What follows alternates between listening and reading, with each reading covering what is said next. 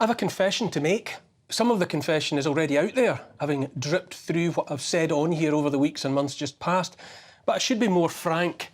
For most of my life, I was unaware and therefore silent about so much that's wrong. Events unfolded and I was too busy in my own little world. I missed what was happening for much too long. But not knowing is not enough. Ignorance is no defence. Just the other day, someone mentioned The West Wing, the US drama series about the fictionalised goings-on in the White House. I watched episodes of that show more than once over the years. We have the box set. Now I can't look at it at all, and I doubt if I will ever look at it again. Sounds like a silly detail in the scheme of things, but The West Wing is one of many trivialities I can no longer bear because each is a reminder of a bigger problem. The West Wing belongs to that time when I took it for granted, just as a for instance, that a Democrat White House meant the good guys. But that was then, and this is now. It's not just the West Wing, of course. There are whole piles of movies and TV shows I can't look at now because the sight and sound of them makes me cringe with the memory of my naivety and my downright dumbness during the years when I enjoyed them. Admitting naivety and dumbness is a damned hard bullet to chew. So much of what's wrong in the world is moving faster and faster. But all those neoliberal stooges in their tiny, tiny suits with their good hair and 100-grand wristwatches, the ones that all went to the same sort of schools and belonged to the same sort of private clubs, that were mentored by the same elderly ghouls and so have the same connections to the same transnational entities and corporations. All those identikit placemen and women pretending to care about equality and diversity, while focused only and always on playing their parts in securing yet more wealth and power for others like themselves. All of them are running scared now, and for good reason.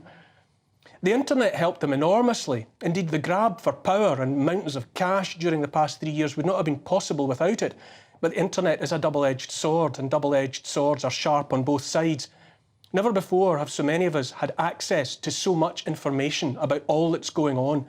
Those neoliberals, those neo-feudalists like to brand everything that doesn't help their cause as misinformation. But they would say that, wouldn't they? More and more of us have rumbled them, though, those proto-tyrants and mini-dictators, and they know it. And it's already too late for them to put the genie back in the lamp.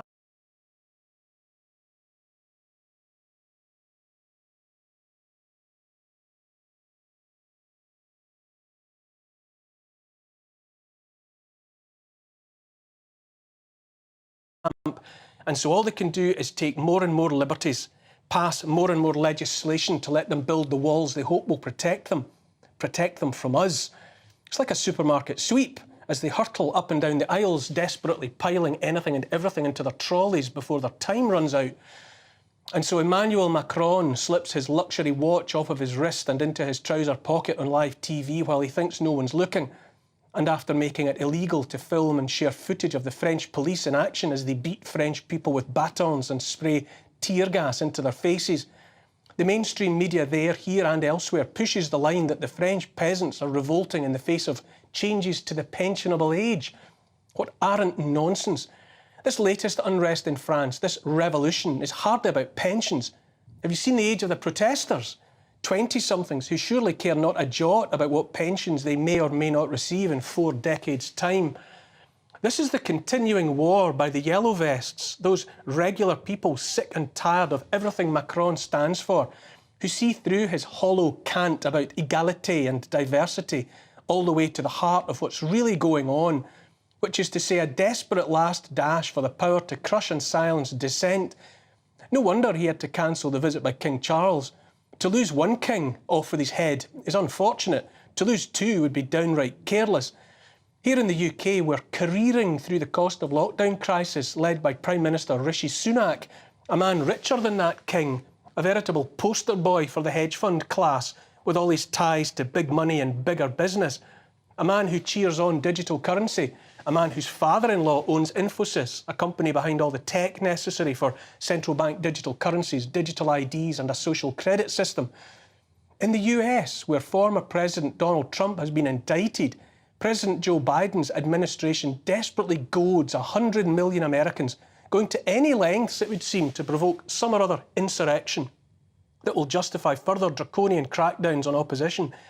When the might of the US state is focusing so much effort on coming up with a reason to arrest a focal point of that opposition, A person really does have to wonder about the state of democracy and justice in the so-called land of the free. Former Speaker Nancy Pelosi said on social media last week that Donald Trump was entitled to a trial, and I quote, to prove innocence. Correct me if I'm wrong, but the last time I looked, a person living in a democracy was presumed innocent until proven guilty. I believe a faux pas like Pelosi's is described as saying the quiet part out loud. Maybe she should extend the same entitlement to Joe Biden and his family and have them prove they're innocent of dodgy dealings in Ukraine and China and elsewhere. What's sauce for the goose, after all? And if there's a walking metaphor for the moral and cognitive decline of the West, then surely it's Joe Biden shuffling from podium to podium, plainly wondering where he is and why. As if we needed more proof the powers that be have lost their way, that they are without any moral compass, whatever. There it is in the evident dementia of the 46th President of the United States of America. US Vice President Kamala Harris has been in Africa on what they call a charm offensive. Alarmed by the growing influence on that continent of other powers, she's there to talk to Africans about the importance of democracy. Since she represents a US that has toppled multiple governments in Africa over the years, this takes some chutzpah, or perhaps just unmitigated temerity and unparalleled gall. In Canada, the strutting popinjay that is Justin Trudeau awarded himself emergency powers to crush the truckers' protest. Remember the truckers' protest, including freezing and seizing the bank accounts of the truckers and those supporting their efforts. But the truckers are still there, just as the farmers and their tractors are still on the roads in the Netherlands. And those yellow vests are still out and about in France. And the people of Israel, those same people explicitly used as the laboratory of the world during the pandemic, are out on the streets of Tel Aviv and elsewhere. I said the internet was a double-edged sword, and I meant it. More and more people are talking about and worried about AI, artificial intelligence, and rightly so. No doubt ChatGPT and the rest of whatever tech is coming down the line will put even more people out of a job. Many predict an existential threat for the species, and maybe they're right. Sometimes, though, I think AI is just the same old, made unimaginably fast and voracious, drawing upon everything our species has learned so far and repurposing it, reflecting back at us in a fraction of a femtosecond the distillation of what it took our ancestors millennia to learn. And then sometimes I wonder if fast is all it is. I was beaten out of arithmetic by the first calculator I encountered 50 years ago. Computers are faster than me at everything under the sun, and I'm still here. Like the rest of us, AI is living inside the body of a whale. There's plenty for it to eat for now, but only because there was a whale. At the same time, good old Homo sapiens Mark I is stubbornly continuing to evolve, the better to adapt to its niche. Don't stop yourself celebrating stubborn and resourceful Homo sapiens wherever you find him or her, here in the UK, in the United States, in France, in the Netherlands, in Germany, in Africa, in the Middle East, everywhere. Between 1811 and 1816, skilled tradesmen rose in rebellion here in the UK to protest the loss of their livelihoods to machines. Weavers took to smashing looms that put them out of a job. Those rebels are remembered as Luddites. In 1812, the Tory Prime Minister Spencer Perceval made frame-breaking a crime punishable by death. Lord Byron spoke against the move. It was his maiden speech in the Lords, and he used it to lament how a once loyal and industrious body of the people had become miserable men driven by nothing but want.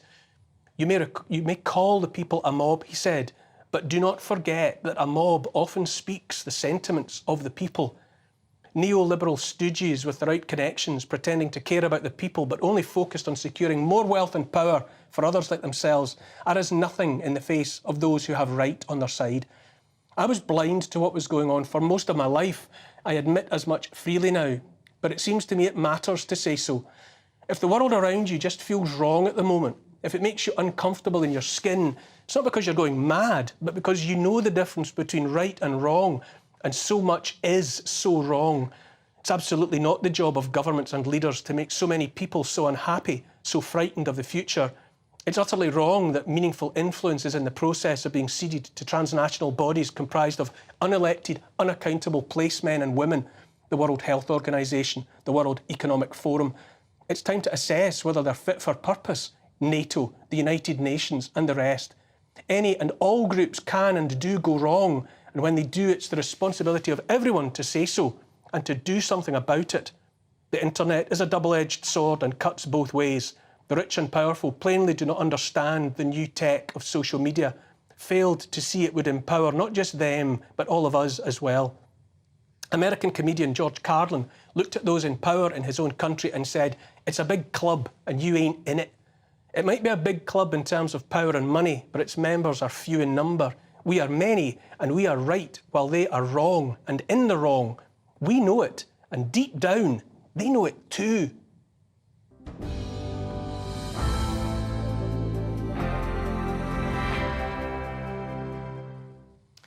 All of that's my opinion, of course it is, and you are free to disagree. Keep your tweets and emails coming all through the show. You can email gbviews@gbnews.uk. You can tweet me as well at gbnews, and I'll try to get to some of your comments later in the show if time allows. Joining me tonight,